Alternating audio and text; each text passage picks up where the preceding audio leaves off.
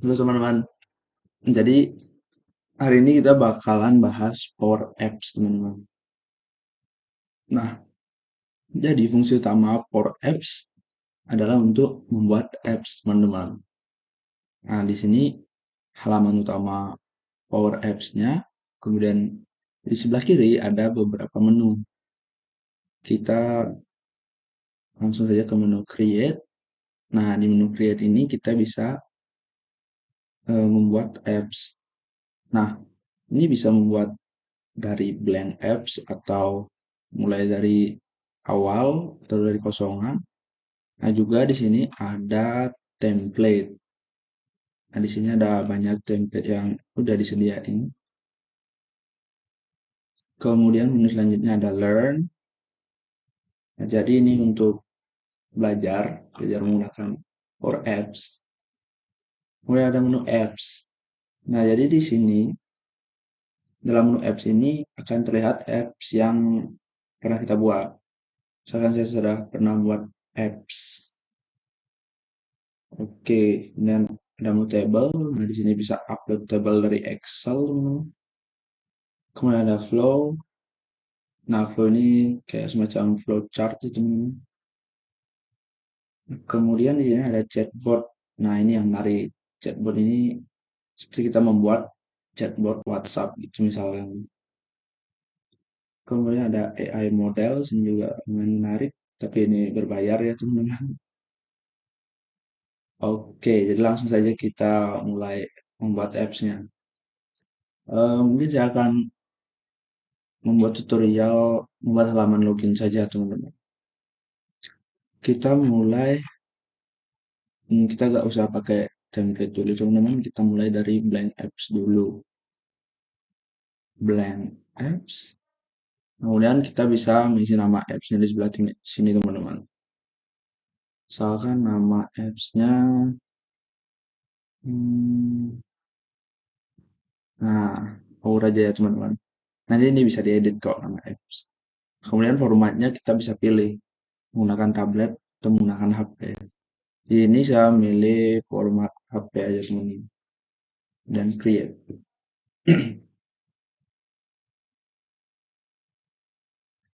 Oke, jadi ini adalah halaman tempat kita membuat apps. Jadi ini sedikit mirip sama PowerPoint, teman-teman. Nah, nanti saya jelaskan kenapa mirip sama PowerPoint. Nah, pertama ini di atas ada menu. Kita mulai dari menu insert. Nah, ini menu insert ini untuk memasukkan, teman-teman. Misalkan text label. Jadi text label itu fungsinya untuk membuat teks yang tidak bisa diapa-apain oleh pengguna. Kemudian ada teks input. Nah, teks input ini membuat teks yang bisa diisi oleh pengguna. Nah, ini kemudian ada button. Button ini fungsinya banyak, tergantung kita mau kasih actionnya apa. Nah, di sini ada banyak sekali fitur ya, teman-teman. Nah, ini ada HTML text juga untuk kalau misalkan mau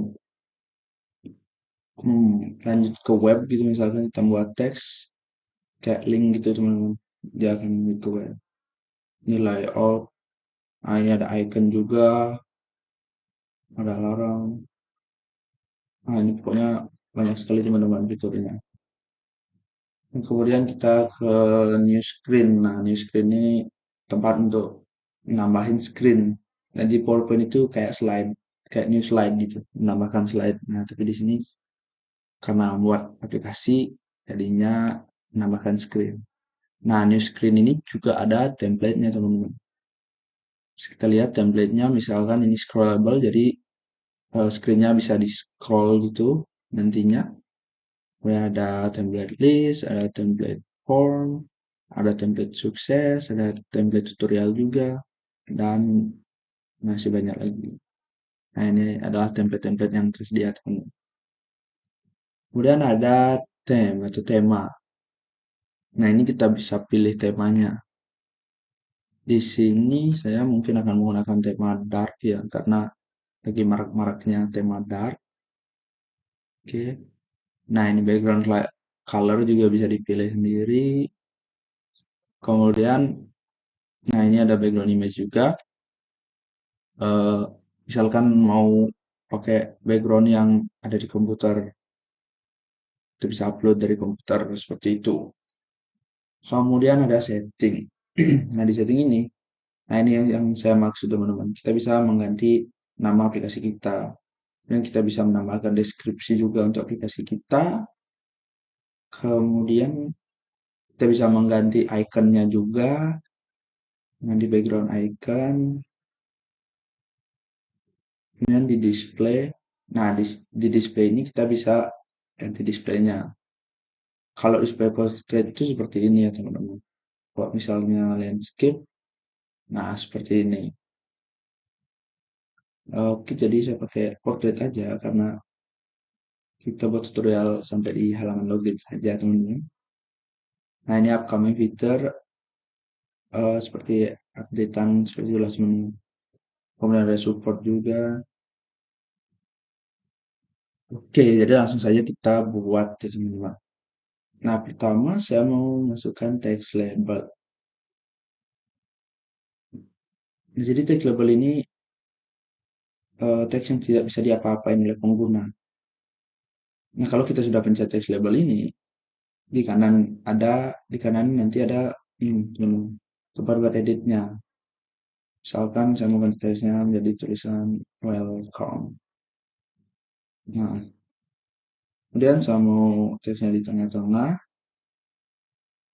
sama ukurannya saya mau ubah juga. Nah, ini tulisannya bisa diubah juga teman-teman.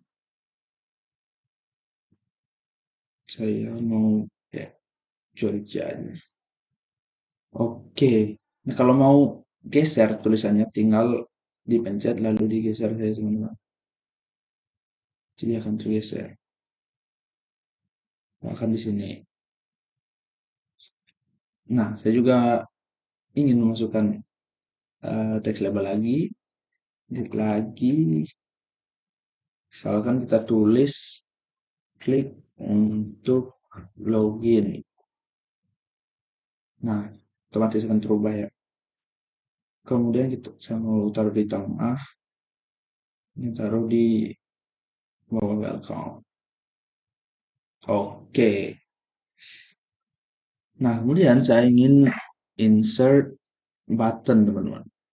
Nah, button ini fungsinya banyak sekali, teman-teman. Tergantung action yang kalian isiin gitu.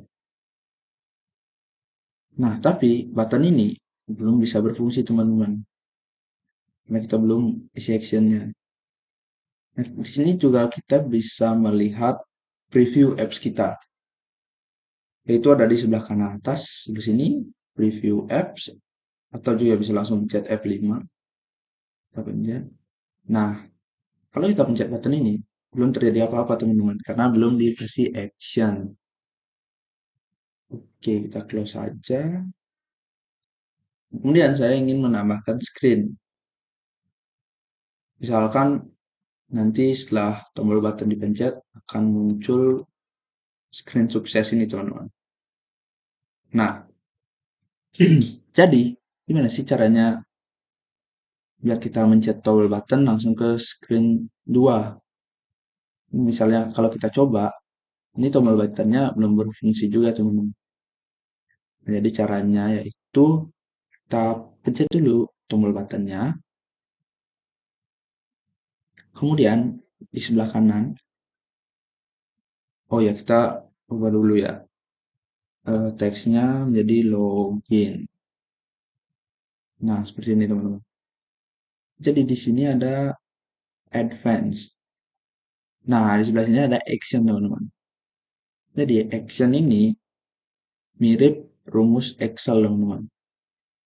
Nah, jadi untuk action untuk memindahkan ke screen lain, jika login ini dipencet lalu pindah ke screen 2 misalkan, itu actionnya rumusnya adalah navigate. Nah, kemudian setelah dipencet navigate-nya ini ada rumusnya teman-teman. Navigate dalam kurung target. Nah, jadi target itu adalah target screen to navigate to. Jadi di sini target screen saya adalah screen 2. Kita bisa tulis screen 2. Jangan lupa kurung tutup teman-teman. Oke. Nah, kalau sudah begini, ini tombol loginnya sudah berfungsi teman-teman. Ini misalnya kita ke preview lagi, kemudian kita pencet loginnya. Nah, maka otomatis akan lanjut ke screen selanjutnya. Screen 2 yang tadi sudah kita pilih di action. Oke, mungkin sekian dulu tutorial saya, teman-teman. Terima kasih.